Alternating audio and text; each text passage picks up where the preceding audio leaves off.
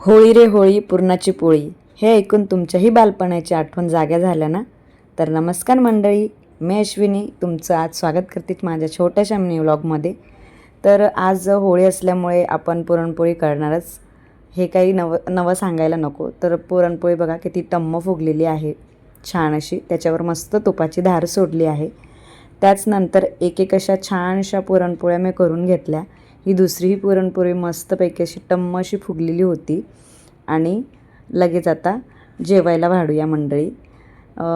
त्या अगोदर मी पुरणपोळ्या करण्या अगोदर मी छानशी देवपूजा आटोपून घेतली होती. नंतर मग देवपूजा केल्यानंतर नैवेद्य दाखवला. होळीसाठी पण नैवेद्य मी आधीच काढून ठेवलेल्या.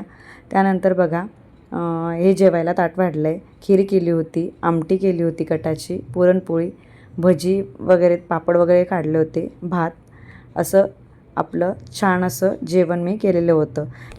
त्यानंतर संध्याकाळी होळी पेटवली आमच्या बिल्डिंगमध्ये. तर होळीच्या खूप खूप शुभेच्छा तुम्हाला. आणि याच होळीमध्ये म्हणजे 2026च्या होळीमध्ये तुमचे सर्व दुःख दारिद्र्य जळून नाश हो, हेच मी आशा करते.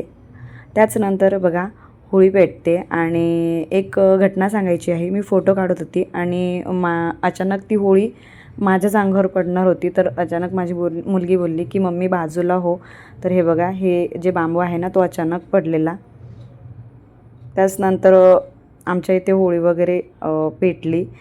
त्याचनंतर दुसऱ्या दिवशी होती रंगपंचमी म्हणजे धुळवंदन. तर अशाच या रंगांसारख्या तुमच्याही आयुष्यात खूप असे रंग भरले जाऊ स्वामी कृपेने, ही मी आशा करते.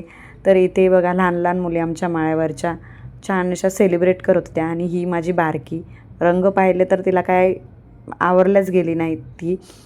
तर बघा किती बेरंगी झाली ती, पण रंगीबेरंगी.